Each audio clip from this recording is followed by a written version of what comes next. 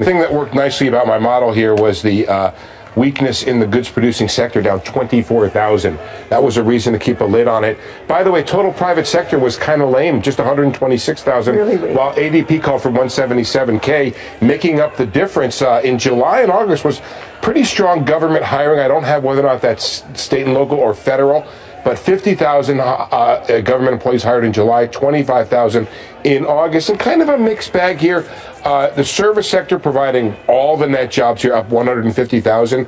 Retail doing well, which is interesting to Diane's point about the secular issue when it comes to bricks and mortar stores and the need for retail people. That's done very well, actually, 15,000. And then I think finance up 15,000. Temp down 3,000 after being up 12.5, so that's not a good leading indicator sign. But I forget who it was, John Sylvia perhaps, who said leisure and hospitality, that was up by 29,000. Reaction in the 2-year, the dollar weakening, the market is seeing this as a non-Fed act. I ask you for Fed funds, you can't get it real time. I don't need it. I just look at what the dollar does. Look at what the dollar does. Off the table. Maybe Rick can tell us. Rick, what are the Fed fund futures? Fed fund futures, of course, are rallying, and rallying means less percentages. I'm not going to go into the numbers. It's a mug's game. I do know that if you look at what's going on with the Dow, I know Steve will say it's the reaction, but the reaction gives you a glimpse into the program trading world and what the programmers and those that funnel into the algorithms, what they think on a moment's notice. Now, will it reverse? Maybe. But the whole bad is good, average is good, dynamic is here. You saw it yesterday with the U-turn and the ISM number. We have a parallel shift on the entire curve other than the 30-year. So if you looked at where we were before the number, where we are now, we're basically down 2-3 basis points from those levels, 2s, 3s, 5s, 7s, and 10s. The long bond, the 30-year, is very close to the same level it was. That does make sense. I think when this ordeal is said and done, other than the fact that you're not going to have any Mount Rushmore presence to anybody on the FOMC committee, you're going to have a yield curve that's really flat. Options trading going wild here. And what they seem to be doing, of course, is trying to get out of any puts they had and buy some calls. And Steve, when I said if it's 275, the market's going down. Right.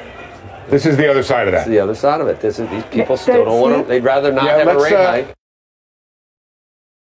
Jeff Lacker, the Richmond Fed president, very much on the hawkish side of things, said rates should be significantly higher given his look at a variety of rules that are out there. He points out that the recent job growth has been about double the population growth. That's enough. We're nearing full employment, he says. Inflation, he says, is likely to lift benchmark rates for the Federal Reserve, and he says the data is consistent with inflation moving back towards the Fed's 2% target.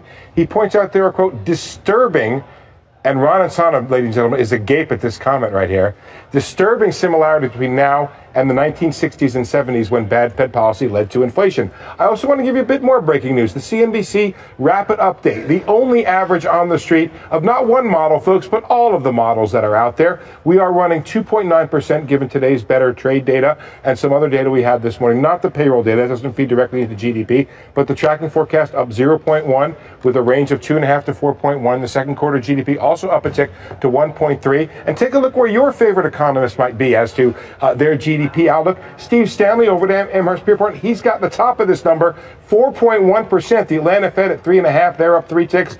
Morgan Stanley and Moody's at 3.3. The bottom there, Jim O'Sullivan at HFE at 2.5. Here's the numbers we're all talking about. Was it a dud? Was it not a dud? Non-farm payrolls at 151,000. By the way, you can still love a dud. That's possible. Unemployment 4.9%. On basis of my marriage. I was going to say. I'm not going there. Hourly wages not as high as expected, up just 0.1%. And here's the debate on the street now. These numbers have been moving around, folks. The Fed Fund futures probabilities, as gauged by Reuters Icon, 24.9% for September. That is down 1.5 points. but December's up 4 points to 54.8%. So September's loss is December's gain as to the outlook for the Federal Reserve. And I think this number is right on the cusp, like my birthday, May 21st. Depends, you can always write in on that. It depends on what newspaper you read. I'm either a Gemini or a Taurus. That's the cusp. I think this number's right on the cusp of the Fed could go either way on this with this number. I'm here on the floor of the New York Stock Exchange with the Director of Floor Operations of UBS, Art Cashin. Okay, we had a jobs number. Disappointing. Still a lot of debate. I know you have an opinion. Yeah, and I looked at the subsets. The wage component was weaker than expected. They had hoped for a more robust. And more importantly, the average work week shortened. And the equivalent of that is like losing 200,000 jobs. So in my mind, it more than wipes out the 155 that we've got. The market is a little confused. The early reaction was that September's off the table and the dollar came in a little bit and yields came in a little bit.